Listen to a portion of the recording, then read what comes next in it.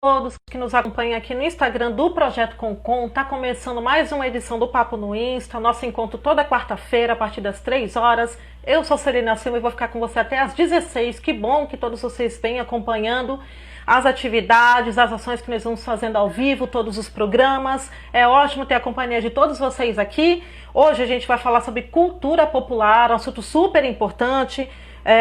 Que a gente não pode deixar morrer, inclusive, né? É sempre importante a gente trazer essa pauta aqui no nosso programa. E hoje a gente tem uma convidada que é top demais, é super especial. A gente vai conversar com a Juliana Clabundi, ela que representa a Associação Zabelê, que é Olha, ela já tá aí, ó, já tá marcando o presente. Deixa eu mandar um tchauzinho pra ela, só pra ela ver que a gente já tá aqui. E aí, Ju, daqui a pouco você já chega, hein? Quero agradecer a todo mundo que vem acompanhando mais uma vez a programação do Papo no Insta, assim como todas as redes sociais do Projeto Concon. É muito bom ter a companhia e o prestígio de vocês, e fazer esse conteúdo voltado para a cidade de Cubatão é super importante para a gente também. Antes da gente chamar a Ju e começar a falar desse tema que é super importante, tem alguns recados super especiais para passar para todo mundo. Vamos lá. A gente está ainda no ar com a campanha especial Serra do Mar contra a maré da Covid-19, campanha super importante que está acontecendo na plataforma Quicante. É o momento de você colaborar com os projetos sociais do programa socioambiental nesse momento tão difícil de pandemia, e você pode doar a partir de 10 reais. Já pensou? Com pouco você pode ajudar muito essas multiplicadoras fantásticas da Serra do Mar. Eu tô aqui com algumas coisas para mostrar para vocês, um negócio super chique. Alguns brindes que você pode ter acesso dependendo da doação que você faz para a campanha especial que está acontecendo lá com o Quicante. Eu tô aqui com alguns cartões postais feitos pelo Projeto Concon, que vão nos kits especiais. Ó, não sei se vocês conseguem ver aqui, ó. Tá vendo, ó? Cartão postal exclusivo do Projeto Concon, com as imagens feitas pelos nossos multiplicadores. Vou pegar aqui mais um. Eu tô cheio de cartão aqui hoje, ó. Tá vendo, ó? São cartões postais exclusivos.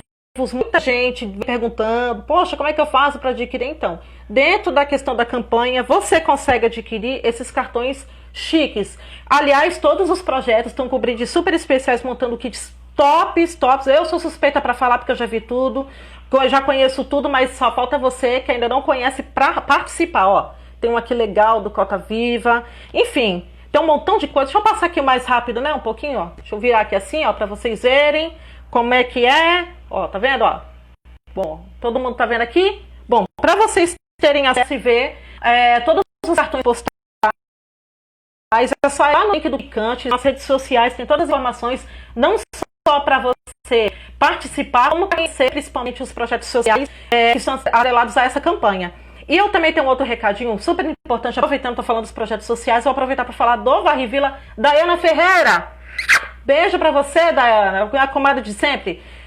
Lembrando que depois dessa live aqui, do Papo no Insta aqui do Projeto Concon, vai ter uma live às 16 horas no Café da Tarde Online, que é apresentado pela Daiana Ferreira, na página do Varre Vila, lá no Facebook, não no Instagram, no Facebook. E quem ela vai receber hoje é o André Luiz, do coletivo Novo Paraíso. Então, se você quer conversar com ela, conhecer o conteúdo da Nova Rivila, não perca essa live super importante, super top demais. E aproveitando que eu ainda estou falando do Varrivila, hoje eles viraram sócio aqui do programa. Passo também para avisar que no dia 19 de setembro, a partir das 9h30 da manhã, vai ter uma sessão de limpeza pública coletiva no bairro Fabril, na Rua 7, bem do ladinho da igreja. Opa, Mega Black Cachos. E aí, tudo bem? Obrigada pela parceria, obrigada pela audiência. Retomando aqui, né, a ação do Varre Vila, limpeza da Rua 7, ao lado da igreja, no bairro Fabril, neste sábado, dia 19 de setembro, a partir das 9h30 da manhã. Então, você que é morador da Fabril e quiser colaborar, fazer sua parte como cidadão, é muito legal ter essa participação lá. Compareça, vai ser muito legal e você ainda fica conhecendo de perto o trabalho do Varre Vila. Recado dado, vou começar a chamar a minha entrevistada do programa. Lembrando que vocês, né, durante a nossa conversa, vocês podem mandar perguntas pra gente e podem deixar o alô de vocês. Vamos lá, vamos chamar a Juliana Clabundi para participar com a gente aqui da nossa live, está carregando. Lembrando que o tema hoje é cultura popular e hoje a gente conversa com o pessoal do Zabelê. Deixa eu ver. Vamos lá, a Juliana está chegando, não deixem de mandar suas perguntas, mandar o seu oi, seu alô. E a nossa convidada está chegando para participar com a gente. Oh, ela apareceu. Ju, Boa tarde, Ju. Olá, Olá! tudo bom? Tudo ótimo, Ju. Boa tarde para você. Obrigada por aceitar o nosso convite. É tudo uma loucura aqui, né? Esse programa. Imagina, eu que agradeço. É isso, Muito bom estar aqui. é isso aí, Ju. O tema, enfim, a gente pode falar tanta coisa a respeito de cultura popular, de como isso é importante até mesmo para se reconhecer enquanto cidadão, especialmente na cidade de Cubatão. E aí eu já vou começar a emendar uma pergunta para você, Ju, sobre uma questão que às vezes ela é muito incisiva nesses momentos que a gente olha para a questão da cultura de uma cidade, né? A gente não pode deixar de ver que Cubatão tem uma história muito rica culturalmente, mas a princípio, as pessoas que moram em Cubatão, elas se veem como agentes culturais? É um processo longo de trabalho? Como é que funciona isso? Cubatão é uma cidade bem peculiar nesse sentido, né, Celina? Primeiro, assim, a gente tem aqui moradores que têm uma memória, uma nostalgia em relação à sua cultura, sabe? Muitos moradores vieram de outra localidade para cá. Então, às vezes, o que eles entendem por cultura e aquilo que eles sabem fazer, né? Às vezes tem lá na família ali um senhor que era cordelista, que escreve versos, ou que sabe tocar uma sanfona, eles não se acham realmente agentes. Primeiro porque teve esse desgrudar, né, esse descolamento territorial, então acha que aqui é outro universo, que as coisas que eles sabem não são bacanas, então eles não se valorizam, né? E outro porque eles acham que realmente está muito ligado a ser artista, né? A gente faz muita pesquisa de memória aqui no nosso bairro, e normalmente a gente pega assim, um talento, uma pessoa que toca, que canta, enfim, que faz mil coisas, mas ele não se vê como um artista, né? Então ele não se coloca como um agente cultural, embora ele seja. Sim. E tem uma outra questão desse ponto, né? Que assim, todos nós, todos os seres humanos, né? Nós já somos promotores de cultura. Então, historicamente foi falado para a gente, né? Seguir uns modelos aí mais ligados aos modelos europeus, né? De linguagens artísticas, né? Dança, música, literatura, artes plásticas. Então, por exemplo, a forma que eu uso para cozinhar, a forma que eu lido com o lixo, isso tudo são coisas que estão ligadas à nossa cultura, né? E a partir do momento que eu transmito isso, então eu também sou um agente cultural, né? Então a gente não tem muito esse entendimento, né, de que a cultura faz parte da vida, dos modos de viver, dos modos de fazer, né? Então realmente acaba ficando mais descolada ainda esse sentimento de ser um agente cultural ou não. Sim, com certeza. E você falou de uma questão, Ju, assim, super importante, que é a questão da gente fazer esse resgate das memórias das pessoas, né? Por mais que elas não se sintam agentes culturais, é super importante porque até ela se localiza nisso. Eu queria que você falasse um pouco de por que é importante essa catalogação dos saberes e das trajetórias das pessoas. Ela é tão necessária de se fazer para que a cidade se conheça melhor, por exemplo. Então, quando a gente fala, né, de identidade, a gente está falando de memória. Então, na verdade, assim, o que eu sou, ela é uma seleção. A minha identidade eu defino a partir de uma seleção de coisas que eu vivi e que aí eu assumo que aquilo é meu, né? Que eu encontro nisso um valor, né? Tanto é que quando a gente fala de patrimônio, a gente busca sempre o que é mais valioso para todos, né? Sim. E aí elege aquele lugar, aquela expressão, aquele modo de fazer como um patrimônio coletivo, né? Mas intimamente ligado à questão da memória, a gente está falando de uma identidade. Então, para eu ter mais firmeza até nos meus valores, nos meus princípios, eu tenho que me reconhecer como alguém. E esse alguém não é o RG, né? Até é legal fazer esse paralelo, eu sempre brinco com isso. Identidade não é aquela carteirinha, né, que é o registro. Identidade vai muito além do nosso nome e um número, né? Começa pensando, lógico, tem lá no RG seu pai, sua mãe, mas a sua origem, né? Então, da onde você vem, como é a sua família, o que você teve de contato social, enfim, até que a gente possa se identificar como X, né? Uma tribo ou outra, vamos usar esse termo aqui, né? Sim.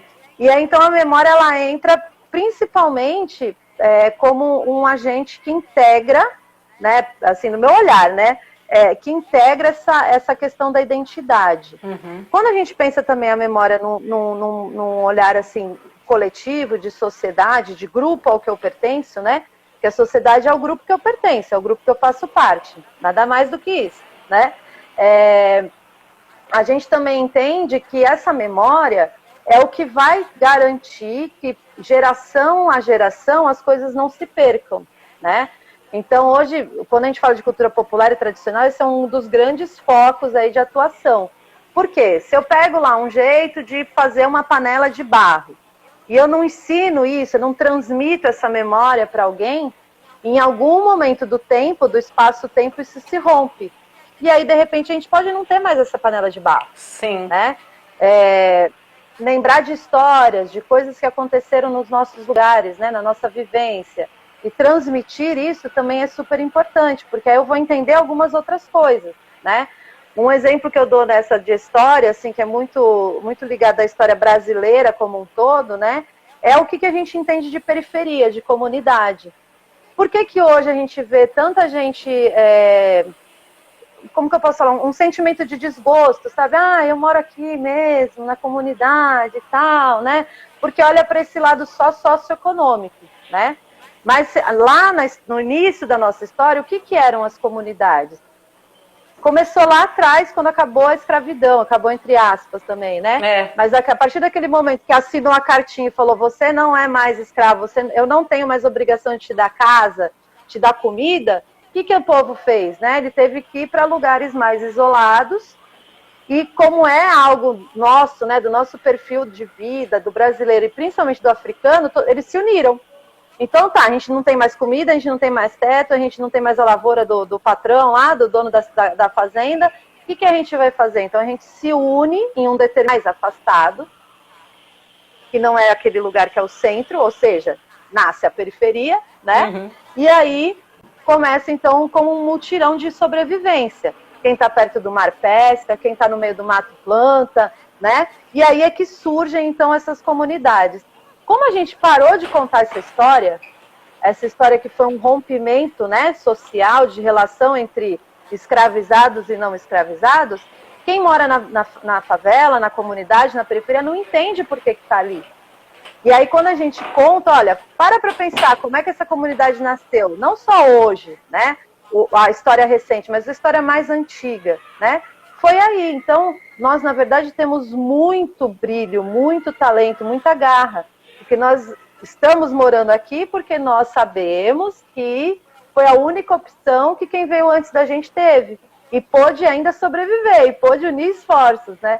Então a gente quebra até algumas coisas de pertencimento, né? De baixa autoestima, né? Quando a gente entende esse fato da história.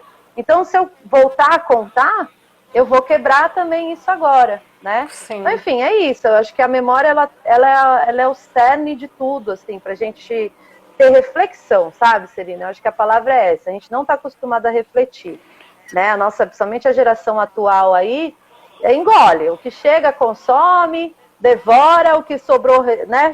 Despreza, descarta. E para a gente entender por que a gente vive assim e desse jeito, assado, cozido, frito, a gente precisa entender a nossa história. Sim. Né? Tem que ter reflexão. Com certeza, e é super importante essa questão de analisar esses fatores que você falou, até porque você está envolvendo justamente a geração que vai herdar esse conhecimento, essas trajetórias, essas histórias, né?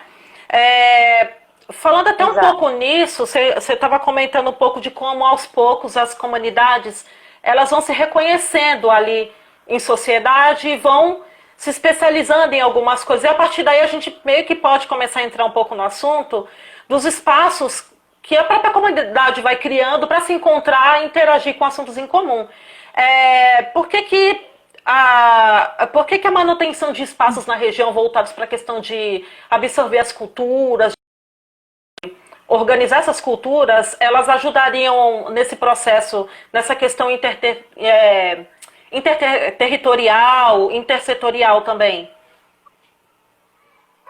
Então, tudo que tá relacionado à cultura e à memória, ao patrimônio material, imaterial, a gente está falando de relação humana. Então, se a gente não tem esse espaço de convivência, de convívio, a gente não tem relação. E aí a gente não tem potência. É interessante a sua pergunta, porque eu acho que está muito ligado ao que nós queremos de uma cidade, né? E a gente percebe que tem um agente super poderoso aí, que na verdade gerencia isso por nós, que é o mercado imobiliário, né? Então, se aqui eu tenho mais interesse de ter um shopping, eu não vou deixar ter uma praça. Porque o shopping vai gerar recursos financeiros para aqueles que têm as lojas, né? Vamos falar assim. Ou se eu quero construir uma daquelas torres grandes, enormes, que vai vir gente de fora para morar, que o apartamento vai ser caríssimo, eu também tiro quem está ali, né? E mando mais para a margem.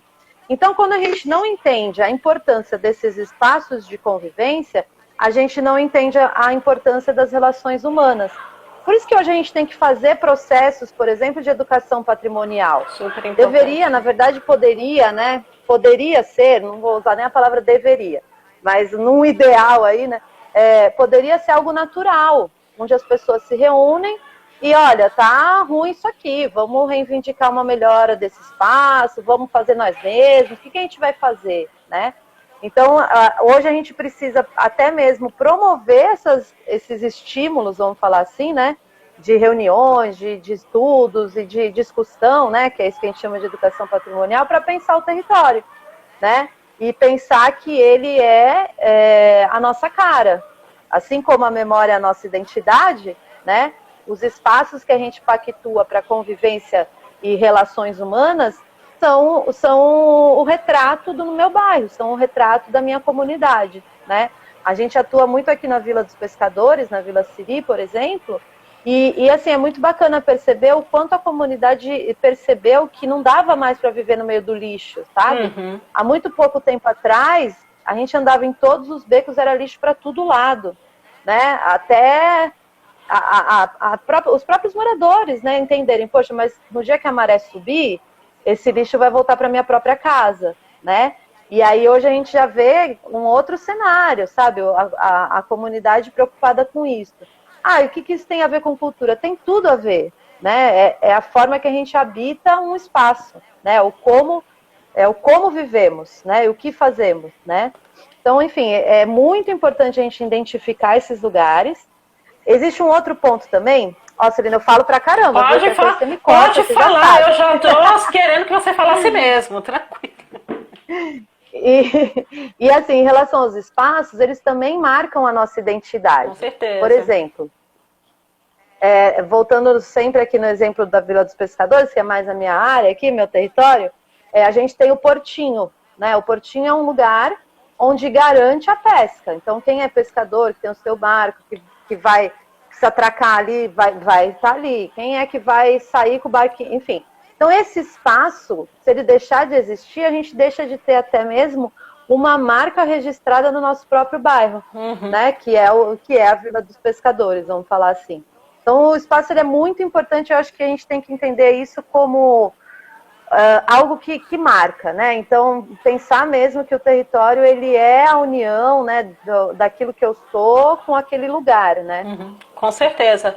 Você falou de uma questão também super importante, que assim, eu acho que vai além da questão do entendimento do próprio morador, dele olhar para o lugar onde ele mora de uma maneira diferente. A gente também começou a falar um pouco de política pública, de como esse olhar funciona também para os espaços públicos, assim.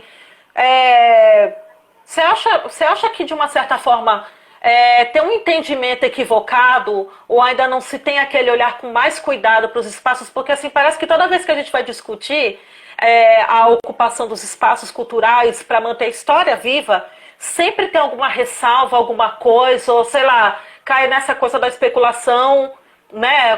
Os objetivos não batem, poxa, isso pode fazer com que a história morra, né? De uma comunidade inteira, isso vai afetar diretamente a cultura da cidade. Como é que você vê essa questão do entendimento desse resgate, assim? Você tocou num ponto, Celina, que eu acho que é muito crucial para o brasileiro, né? e que é a política pública. O que é isso, né? Primeiro, o pessoal já confunde muito, fala que não quero participar de política, já pensa em partido, em eleição, em candidato, né?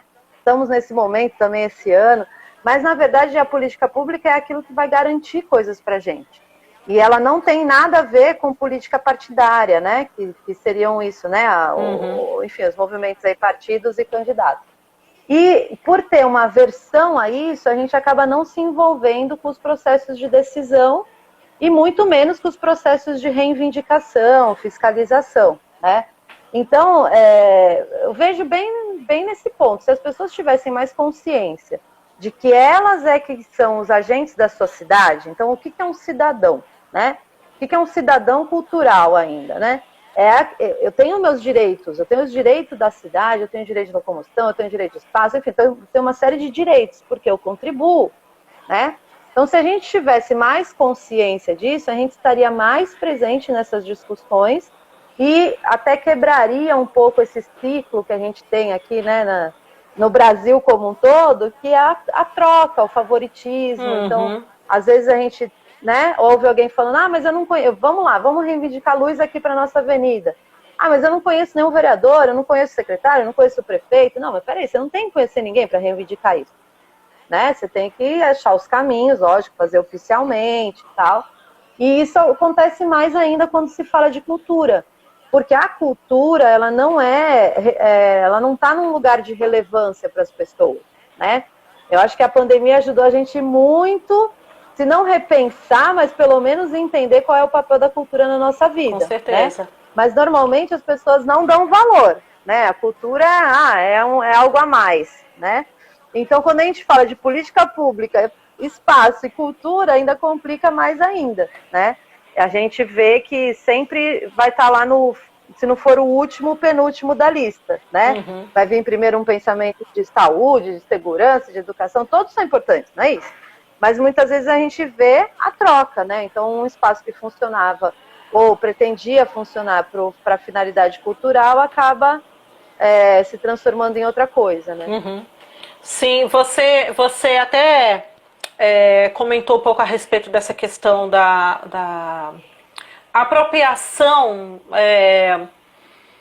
até levando em consideração a questão da política pública, né, voltada, né, um pouco disso. E aí, eu queria meio que, eu não sei se é uma espécie de volta no tempo, eu acho que vai ser tipo uma volta no tempo. Você já atuou por muito tempo na questão do setor público, voltado para a área da cultura. É só para que as pessoas consigam entender, de uma certa forma, como é que isso se relaciona com o fazer cultural. O quanto que você conhecer da questão das políticas públicas, saber onde você procurar informação, saber como você pleitear os direitos que aquela comunidade tem para ajudar a comunidade. Como é que o fato da gente conhecer, não ter medo dela, que é bem o que você falou, não ficar com medo de conhecer política, mas sim se apropriar de maneira positiva, como é que isso ajuda a gente a se apropriar dos espaços culturais e ajudar as comunidades, por exemplo? É bem o que você falou, né, Celina? Quando a gente conhece as ferramentas, a gente consegue construir aquilo que a gente quer construir, né? E não o caminho das políticas públicas culturais, ou enfim, na maioria, mas a cultural menos ainda, ela não é um caminho do nosso dia a dia. Você não escuta falar, né? Você não vai ligar a televisão e vai estar lá falando, olha, hoje tem um edital, olha, tem o PROAC. É verdade. Olha, Secretaria de Cultura do Estado. Não tem isso. Você acha até estranho quando fala, você acha até estranho quando fala, né? Ao contrário. Verdade. Então, normalmente o pessoal já se assusta, né? E para ter acesso é participando, né? O meu caminho foi muito de participação social, sabe? Eu comecei já no Grêmio, na escola, depois na universidade, né? E na universidade você se depara com assuntos muito densos, né? De uma sociedade como um todo, né? Enfim.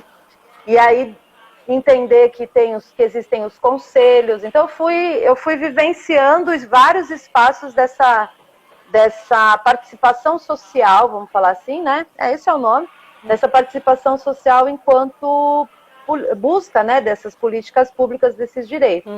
Então, eu acho que é isso, é buscar informação onde que perto de você tem espaços para isso. Aqui em Cubatão, normalmente a gente tem as sociedades de melhoramentos, né? Em outras cidades a gente conhece como sociedades de bairro e tal. Essa é o primeiro espaço, né, para uma comunidade se relacionar nesse sentido. Essa sociedade de melhoramentos ou de bairro, enfim, ela tem um papel importantíssimo, ou deveria ter, né? Porque em muitos casos acaba se perdendo esse principal objetivo dessa sociedade de melhoramento de bairro, que é levar os pleitos daquele espaço, daquela comunidade para a gestão pública, né? E entender que é isso, sempre vai existir a gestão pública, a executiva, né, que é quem faz, e a legislativa, que é quem vai dar a garantia, né, de que existem caminhos para que aquilo aconteça. Sim.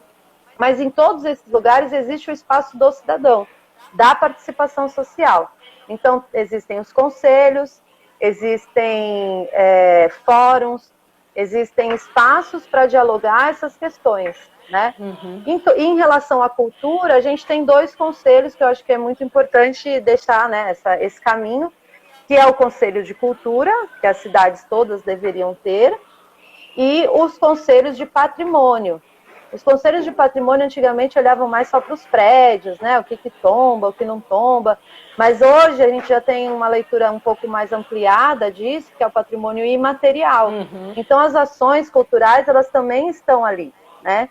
Então, através dos conselhos seria o caminho mais instituído, vamos falar assim. Sim. Mas nada impede da gente criar um fórum de pessoas, né? Legitimado, com pessoas que fazem parte, são artistas ou fazedores culturais, que também demandam pleitos. Então, isso é possível também. Com certeza. Aliás, aproveitando que você começou a falar de espaço, está na hora da gente falar um pouco do Zabelê, né? Que é o motivo que que traz a Ju hoje, é falar do Zabelê, que, aliás, quem ainda não conhece o trabalho do Zabelê tem que conhecer. Eu sou até meio suspeita para falar, mas enfim. Desde 2009, né, Ju? O Zabelê tá aí fazendo tanta coisa, atingindo tantas pessoas, né, diretamente. E queria que você falasse um pouco sobre a história do Zabelê, talvez de uma maneira mais breve, né, como é que foi a caminhada de vocês e como é que é para vocês esse processo de descoberta constante dos talentos, das histórias, porque parece que não acaba. Parece que à medida que vocês vão fazendo as atividades, não acabam as surpresas, né? A cidade está sempre surpreendendo do ponto de vista cultural. Queria que você falasse um pouquinho do Zabelê pra gente, de como é que vocês chegam a esse objetivo, como é que vocês chegam a esse consenso. Tá. Bom, vou tentar resumir mesmo, tá? Vamos lá. Hoje nós somos a Associação Sociocultural e Educacional Zabelê. Mas lá em 2009, nós éramos o Grupo de Cultura Popular Zabelê. Então, já do nome, a gente já vê aí a mudança, né? Nós iniciamos com estudos, pesquisas e atividades de práticas culturais, né? Então, a gente tem lá as formas de expressão de um povo, por exemplo, né? A gente estava ali, né? O maracatu, o jongo, a ciranda... A gente tocava, dançava, mas para a gente isso tudo sempre esteve muito ligado com a grande filosofia do que é a cultura tradicional. Sim. Que é o que? É a expressão de uma comunidade. Então você não pega um maracatu que ele se prepara só para um palco, né? Pelo contrário, desde se todo mundo comeu, se tem a roupa para vestir, né? Então, enfim, esse fazer cultural que está ligado a um modo de viver, né? Então, a gente começou já desde lá do início da nossa história a se preocupar com isso. Então, a gente começou a pesquisar como que essa cultura popular e tradicional e essas expressões poderiam nos ajudar a ter um caminho de vínculo social, de fortalecer famílias, identidades e tal. Então, o segundo passo foi começar com propostas educativas, né? Então, a gente começou assim, bom, se a gente está aqui hoje, se a gente não estiver aqui hoje, como é que vai ser, né? Então, a primeira coisa que a gente fez foi pensar em qualificar educadores populares, que são pessoas da própria comunidade, né? Automaticamente, essas pessoas acabam se envolvendo com tudo, a associação, do fazer do grupo e tal, E aí gerou a vontade de ser uma associação, de ser alguma coisa instituído, que ia além das práticas culturais, exatamente, né? As práticas eu falo dançar, cantar, tocar, se apresentar, né? E pensar se mobilizar o bairro, em pensar na juventude, em pensar da importância entre as gerações, né? Porque a cultura popular está bem nesse espaço da oralidade, então eu valorizo muito os mestres, os mais antigos, né?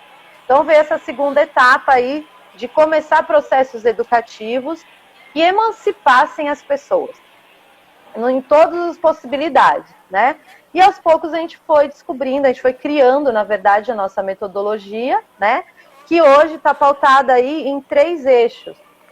Então, eu pulei bastante coisa da história aqui, tá, gente? Mas é para resumir mesmo. Vou ficar aqui até amanhã. Então, assim, resumindo, o que a gente faz, né? O que a associação hoje se entende como, né? Lembrando que ela foi criada por esses artistas e pesquisadores e fazedores do início junto com a comunidade, né? Uhum. A gente pensa em salvaguardar o patrimônio imaterial, então não são mais só as expressões, né? Você já dá esse salto para a memória, para a identidade, para o espaço, enfim, para os saberes e fazeres, mas através de algumas ações, né? Então, a gente tem as ações culturais em si, que são as apresentações e alguns eventos que a gente faz, por exemplo, anualmente o Encontro de Culturas Populares, né, que a ideia é dar mais acesso, trazer outros grupos. A gente normalmente tem cerca de 300 artistas populares aí no evento. Uhum. A gente tem os projetos de educação integral, que a gente pensa essa educação integral como desenvolvimento integral do ser humano, sabe? Não é o tempo integral, não é aquela coisa assim, no contraturno da escola eu vou ter mais alguma coisa para fazer. Não. Pelo contrário, é aliar todas as frentes possíveis para a formação dessa pessoa, né? Então, nesses projetos, a gente normalmente atende crianças e adolescentes e também em parceria com as escolas, né? Tem a turminha que a gente atende direta e tem as escolas do território. Então, hoje a gente tem 5 escolas parceiras. Claro, com a pandemia diminuiu todo o movimento, mas, enfim, esse processo de educação integral também se dá nesse espaço. E é um espaço também muito rico de pensar os professores, né? Então, os profissionais desses espaços também. Então, a gente também qualifica, faz algumas coisas com eles. E tem a parte do empreendedorismo, né? O que é o empreendedorismo? Então, a partir de tudo isso que a gente faz aqui, que a gente pensa aqui, que a gente gosta aqui, como é que eu faço, então, para coletivamente, dentro do que versa a economia solidária, a economia criativa, gerar renda, né? Gerar recurso para quem está envolvido. Então, além dos produtos, né, porque aí a gente acabou criando uma marca de roupas, por exemplo, que é a Dusa Belê, tem o grupo de grafite, né, que também atua profissionalmente, também tem os cursos de qualificação profissional. Então, a gente mantém os cursos de educadores populares, mantém o curso das grafitagens e agora o último que a gente iniciou foi de produção de eventos, né? Então, enfim, é uma gama enorme de ações, sempre pautadas na cultura, principalmente popular e tradicional, não só, né? Eu falo principalmente porque a gente também tem a comunicação, né? A gente tem o grafite, enfim, tem outras ferramentas que a gente foi descobrindo e agregando nesse caminho, né? Desses 11 anos aí, que visa esse olhar integral, né? Da pessoa e da comunidade. Então a gente tem um tripé aí, que é a nossa alicerce, né? Que é esse envolvimento da escola, da família e da comunidade. E esses projetos, são diversos projetos que estão sempre ligados a um desses eixos. Ou ação cultural, que aí o grupo Zabelê virou como se fosse um projeto dentro da associação, né? Então, a ação cultural, a educação integral, a qualificação profissional e o empreendedorismo. Com certeza. Então, a gente faz tudo isso. Isso porque a Ju resumiu, né, Ju? Fala sério, é muita coisa. Ju, exatamente. Você falou um pouco sobre essa questão de como é que de uma ideia acabou saindo tanta coisa, tem tanta ramificação. E a gente não pode deixar de falar dos educadores que passam pelo projeto, assim. E é importante até, inclusive, falar de quem começa muito pequenininho no espaço e hoje já está ensinando para as pessoas. Queria saber de você qual o sentimento que vocês têm de ver alguém que às vezes vocês pegaram pequenininho e você vê essa pessoa hoje sendo referência para outras crianças na comunidade, né, servindo de referência e principalmente acho que é uma referência legal de um exemplo a ser seguido. Queria que você falasse um pouco sobre os educadores, a galera que começa jovem, não só talvez os educadores, mas toda a galera que acaba passando pelas atividades que vocês fazem e acabam tendo a vida transformada transformadas pelo trabalho de vocês. Como é que é esse sentimento em relação a isso? Então, quando isso acontece, né, a gente se sente super feliz porque é nosso principal objetivo, né? Que nem eu falei lá no início, né? A gente precisa que as pessoas que estão na comunidade estejam com a faca e o queijo na mão, para que elas cortem, para que elas saibam o que elas precisam e querem, né? Então, quando, lá no início, né, que a gente começou formando jovens, adolescentes e adultos, né? Isso já gerou um espelho. Então, as crianças que iniciaram com a gente olhavam para aquele educador, né? Não era um educador que vinha de fora do meu bairro, não é alguém que nem eu vejo na escola, né? Que é a minha professora, aquela pessoa que estudou na faculdade, que tem um carro, que chega aqui, estaciona, né? Não, é uma pessoa como eu, é um dos meus, né? E aí, muitas dessas crianças que iniciaram com a gente nesse espelho tiveram isso como meta, como objetivo de vida, né? Então, primeiro que assim, você acaba virando um caminho, né? Um trilho ali, para que, tendo esse objetivo, né? Os que lá atrás olharam e falaram assim, nossa, eu quero virar um educador, eles não se perderam, né? Eles sabiam que eles queriam chegar ali. Então, você acaba acompanhando ali ano a ano, com paciência, a sementinha sendo germinada, né? Florescendo, até crescer e dar frutos, né? Então, assim, além de acompanhar e saber que eles não vão, né, entrar em nenhuma situação aí de risco e vulnerabilidade, a gente vê que eles tiveram perspectiva, que eles tiveram sonhos, né, que eles olharam para aquilo e falaram assim, nossa, eu posso, eu quero algo.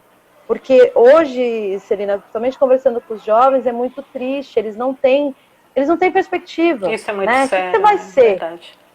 O que você vai ser? Não, como assim? Já sou nada. Às vezes alguns falam. Né? Então, você perceber que essa pessoa, né, planejou e projetou a sua vida para algo, um espaço melhor, um lugar melhor, uma ação melhor para ela mesma, já é tudo, né? E aí esse ciclo não se interrompe nunca mais. Por quê? Eles dão aula para as crianças que entram, essas crianças se olham neles e veem que também é possível, que também pode ser para eles, enfim. E assim vai, né, gerando um ciclo aí de exemplo dentro do que é comum entre nós, né? Que somos nós mesmos. Pra gente é muito gratificante, é muito legal, assim, acho que é tudo, sabe, Celina? Porque a gente está cansado de ver. Na verdade, quando a gente criou o Zabelê, a gente não queria ser mais uma instituição daquelas que abre a porta e a pessoa ou a criança entra das 2 às 6 e vai embora. Nunca foi essa meta, sabe? E isso tem muito, né? A gente precisa ter processos de vida, a gente precisa ter processos de relações, né? De estar ali o tempo todo construindo algo, né? Cansativo pra caramba. Tem 11 anos que eu não tenho final de semana. Mas é isso, entendeu? É isso, a realidade é essa mesmo. Né? E para você ter realmente, né, buscar a tal transformação social que todo mundo fala que consegue, né? Você tem que estar na sociedade, você não pode estar do outro lado do muro, né? Com já certeza. A escola já faz esse papel, né? Com certeza. E aí, é o que você falou um pouco dessa questão de, sei lá, como é que muitas vezes o jovem, né, que é mais o alvo do projeto, às vezes se posiciona quando você pergunta o que você quer ser. Eu não quero ser nada, não tem nada, tal. Isso é uma coisa que também a gente precisa ter um olhar também um pouco voltado para a questão da família, né? Das pessoas no seu núcleo familiar que estão ali envolvidas. Nesse sentido, você acha que é também, de uma certa forma, papel da família, e até vou até um pouquinho além, não só da família, mas também de quem está em volta, cobrar muitas vezes do poder público para que espaços como o Zabelê, como tantos outros, continuem fazendo o trabalho e levando, sabe, dando uma alternativa para essa molecada que está aí, muitas vezes querendo fazer alguma coisa e não sabe O que fazer? É preciso chegar nelas, mas para isso tem que ter apoio. Qual seria a importância da, da participação da população nesse sentido de brigar também junto com a associação, com outros projetos, por esse espaço, né, que é super importante? É fundamental, né, Serena? Na verdade, assim, vira um ciclo vicioso, vamos falar assim, né? Esse pai hoje, ele foi esse adolescente lá atrás que não teve também essa perspectiva de vida, né? Sim. E por não ter acesso a um monte de coisas, acaba também, como é que eu posso falar? Minando, né, suas próprias energias. Então, vou lutar com isso mais não, já me conformei, né? Você escuta muito isso. E, na verdade, esses meninos, esses jovens, essa turma aí que consegue ter um pouco mais de rumo, né? Normalmente são de famílias um pouco mais estruturadas nesse sentido. Eu falo estruturada no sentido de consciência, né? Ao mesmo tempo, a gente tem, assim, aqui a nossa maior parte são famílias lideradas por mulheres, né? Então eu já ia logo falando que a gente tem também muitos casos de mães, de mulheres guerreiras demais, extremas, assim, que dão a sua vida inteira, o seu dia inteiro para pôr o que é necessário dentro de casa e que de jeito nenhum quer que o seu filho trabalhe, quer que ele estude, quer que ele tenha acesso a outras coisas. Por quê? Porque ela já entendeu que se ele tiver acesso, ele vai ter outra realidade, ele vai ser outra pessoa diferente dela no futuro, né? Então, nesse espaço, lógico, é muito mais fácil transitar. Mas quando não existe, a gente tem que fazer esse papel também, né? A gente tem que ir lá na família e falar, olha, realmente aconteceu isso, isso, isso e isso na sua história, né? E aí isso está afetando a história do seu filho, né? Você não quer mudar isso? Então tá aí o papel, né, que eu falei agora há pouco, de estar sempre presente na sociedade, né? De não estar só esperando a hora que acontece algum problema que você chama o pai para conversar. Não é isso, né? Pelo contrário. Então, a gente pensa que a gente está trabalhando com as famílias, a gente pensa o trabalho com as famílias, né? Envolver em tudo que for possível e imaginário. E com certeza, quando eles entendem isso, os familiares, né, e a comunidade entende isso, eles já automaticamente se unem, né? Então, por exemplo, não vou citar nomes para não ficar deselegante, mas a gente tem uma família aqui na nossa associação que todo ano a avó ajuda a gente a fazer a comida desse evento que eu falei agora há pouco, desse evento enorme. Sim. Né? Então são 1.500 pratos, mais ou menos, que a gente faz por evento para servir de almoço para as pessoas, né? E todo ano ela está lá. Né? Então ela assumiu essa responsabilidade. A gente tem outros casos que as famílias estão aí porque daí vier. Então, olha, já sabem, precisar me chama. Sim. Né? Então, já se mobiliza nesse sentido, né?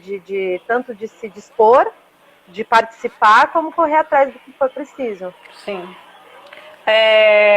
E aí, pegando tudo isso que você falou sobre a questão desse pertencimento que vocês foram ganhando ao longo do tempo, né, desse reconhecimento principalmente, né, você estava falando, poxa, tem aquele que fala, olha, precisar, conta comigo, que não sei o que, tá, aquela coisa. Chegou um momento para vocês muito importante que talvez vale muito a pena ressaltar, porque assim, ele muda completamente tudo aquilo que vocês acabam fazendo, que é a questão do espaço. Agora vocês têm o espaço de vocês. Queria que você falasse um pouco sobre como é que foi essa conquista. Não foi fácil, 11 anos não são 11 dias, só vocês sabem o quanto vocês lutaram. Queria que você falasse um pouco dessa questão da própria sede que vocês têm agora, falar um pouquinho sobre isso, do porquê que agora é importante ter o próprio cantinho, né, para se organizar, enfim. Sim. É bem isso que você falou, né, Serena? Foi um processo que a gente fez passo a passo, né? Primeiro existindo, depois coexistindo, e se formatando mesmo, e se fortalecendo dentro da comunidade, né? Lá atrás, em 2009, a gente pensava assim, nossa, tem tanto lugar vazio aqui, né? Tem tanta gente querendo fazer coisa e não tem coisa acontecendo, então vamos ocupar esses espaços e vamos fazer. Então a gente fazia as atividades nas praças, nessas sociedades de melhoramentos, né, que a gente tem aqui, que seria a sociedade de bairro, né, nas escolas. não só com o professor, mas usando a escola naquele período que ela não é utilizada, né? À noite, nos finais de semana. Então, buscando sempre, o que a gente pensava? Nós somos uma sementinha, né? Nós somos, assim, pequenos, e nós podemos colaborar para que junto a gente possa ampliar aquilo ali, né? Aquele espaço, aquela ação. Uhum. E isso foi por muito tempo nesse formato, né? E muito importante também isso, não é que não é importante. Mas chegou um ponto que a gente não era mais essa sementinha que juntava, a gente já era quem o pessoal procurava, né? Então, estar nesses vários espaços acabava não gerando um ponto de encontro, um ponto de referência, né? Até em outras coisas atrapalhava um pouco, né? Então, vamos fazer um jantar aqui hoje para levantar um recurso para não sei o quê, né? Não tinha um espaço também, isso não era bacana, a gente não podia receber as pessoas, né? Então, enfim, nesse caminho todo, aquela primeira missão de potencializar os espaços se transformou em sermos procurados pelos espaços e pelas pessoas, né? E aí chegou uma hora que não dava mais, a gente falou, nossa, gente, agora não dá mais para só ter uma sala aqui, a gente tinha 2 salas para guardar material numa das escolas aqui do bairro, né? Não dá mais para a gente ficar nesse polvo que é, né, estar em vários espaços do bairro. A gente precisa ter um espaço, mas sim continuar conversando com esses espaços todos. E aí começamos a buscar espaços vazios, tentamos até, assim, coisas, né, vamos construir aquelas coisas de sonho, né? Mas, enfim, encontramos um caminho através desse espaço que a ocupação pública, né, e a cessão de espaços públicos nos permite. E foi a referência, né, trabalhando com as escolas, a gente descobriu que tinha uma biblioteca aqui no bairro do Jardim Casqueiro, que atravessou a passarela, né, que passa por cima da pista da Vila dos Pescadores, você está no Casqueiro, né? E tinha, né, nesse juntinho, coladinho com uma dessas escolas, uma biblioteca que há muitos anos estava desativada. Então, uma casa super bacana, né, com uma estrutura bem feita, uma obra bem feita, que a gente não ia precisar construir, né? A gente, até para não se perder o sonho, né, Celina? Mas, enfim. Só que estava muito judiada, muito jogada fora. Começou, então, um diálogo aí, conversando com a Secretaria de Cultura, que é a gestora desse espaço, né? E propusemos, então, que a gente tomasse conta em todos os sentidos. Né? Eles cederam a chave, né? O processo burocrático disso, da cessão de uso, né? Que chama. Uhum.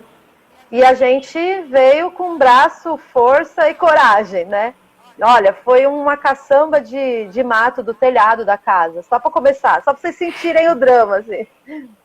E tudo foi o pessoal que fez, né? O Marco, o Edu, quase dormiram aqui por 2 meses. O Berlan também, enfim, que acabou de entrar aqui na live e tá mandando coraçãozinho, cadê de coraçãozinho. Berlan, beleza? Você também trabalhou também no telhado aí bastante. Então, aí foi ampliando, é isso mesmo. Aí o Berlan, o Cláudio, a Paty, enfim, todos aqueles que já estavam acessados de alguma forma pela associação, né? Não, então vamos cair para dentro. Vamos pôr a mão. Até porque estava no período de pandemia, então a gente não podia fazer um mutirão enorme, um monte de gente, não ia dar certo, né? Imagina ainda ser responsável por transmissão do Covid, credo.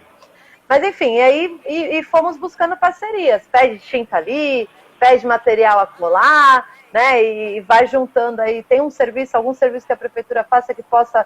Né? Por exemplo, o que a gente precisou aqui foi de arrumar a parte elétrica. Sim. Então, vamos lá, vamos chorar. O setor da parte elétrica aí, vem aqui, a gente compra o material, a gente tem o material. Então, enfim, foi nessa rede aí que a gente conseguiu, então, transformar esse espaço, né, fisicamente, e já está transformando, a gente precisa ver, menina, está muito legal. Já está transformando vidas também, né? A gente já está caminhando aí para abrir as portas oficialmente, né? As atividades virtuais continuam, mas a gente vai ter turmas aqui presenciais, dentro do que segue aí o protocolo, né, sem colocar ninguém em risco. E esperamos ficar por aqui por muito tempo para ser, né, enfim, para conseguir alcançar essa finalidade, né, que viemos. Então, enfim, projetos, meninos que têm ideias, o pessoal já está procurando, sabe? além de querer participar das atividades, porque acho que a ideia é essa também, sabe, Serena? Eu não falei sobre isso. Esse espaço é um espaço público, né? E a gente tem muita consciência disso. Então, já que a gente está cuidando, que a gente está tendo esse acesso, né? A gente pensa que, assim, existem sim os projetos dos ABLE, as atividades que a gente pensa, que a gente oferece, que a gente tem como garantir com qualidade, que vão estar sempre sendo colocados aí, mas a gente quer muito que a Casa de Cultura, foi esse o nome que a gente deu aqui, a Casa de Culturas ABLE, seja um ponto de referência de suporte, de apoio. Então, a ideia de incubar projetos, de ajudar o pessoal a escrever os seus projetos e como fazer ele acontecer, de garantir o espaço também, de qualquer coisa em relação ao espaço também está aqui, entendeu? Então, a gente tem muito essa vontade, já está nascendo um embrião aí de uma feira coletiva, né? Então, que esse espaço seja um espaço de acolher mesmo e que as ideias, os projetos, as ações das pessoas, né, da comunidade, dos artistas, também sejam consideradas, né? Uhum. Com certeza. Ju, vou deixar então espaço para você fazer as considerações finais. Dá vontade de ficar com a Ju aqui um tempão, mas a gente já está chegando no final, Demais. então eu vou deixar esse espaço para você fazer considerações finais. De repente, se quiser deixar contato também, para as pessoas que quiserem conhecer os ABLE, que vai ser muito legal também. À vontade, Ju. Legal. Bom, Celina, dentro do que a gente conversou, né, acho que é muito importante sempre lembrar, então, que a cultura vai muito além da dança, da música, das artes, né, e que também existe essa expressão popular, né, que normalmente tem uma outra cara, que quando a gente toca tambor, não quer dizer que a gente está realizando nenhum rito religioso, né, existem os ritos religiosos e temos que respeitá-los, né, mas que as pessoas olhem para isso com um pouquinho menos de preconceito, né? Porque um maracatu, um jongo, uma ciranda salva vidas de verdade, né? Faz as pessoas se unirem, se fortalecerem, né? Então, o primeiro ponto acho que é isso. Segundo, que a gente não esqueça de quem nós somos, as nossas memórias, as nossas identidades, o que a gente quer para a gente e para o futuro, porque está na nossa mão. Né? A gente está num momento aí também de escolhas, né? Novamente, aí de eleição, então isso vem, está muito ligado. Né? Então, se eu quero que tenha cultura no meu bairro, eu preciso de caminhos para isso, né? E a gente seja consciente e participativo. Né? A gente vê nesse momento aí da pandemia, tiveram vários manifestos, né, acontecendo. Então, vamos aplicar essas bandeiras na nossa vida. Né? Não vamos só falar de respeitar o outro, vamos respeitar o outro. Né? Não vamos só falar que vidas negras importam, vamos nos importar com vidas negras. Vamos né? colocar na que elas prática, tenham acesso né? Vamos colocar na prática. Exatamente. Que elas possam estar num lugar que eu pude estar, que outros podem estar e não estão por conta da sua pele, né? Uhum. E que a gente caminhe, né, cada vez mais para entender que nós fazemos a caminhada, né, o percurso. Então, parar de consumir, né? Vamos parar de consumir a gente mesmo, né? Vamos ser mais sensíveis aí, né? E lidar com o viver, com o processo, né? Vamos lá, vamos se preocupar um com o outro, vamos construir algo juntos, né? Vamos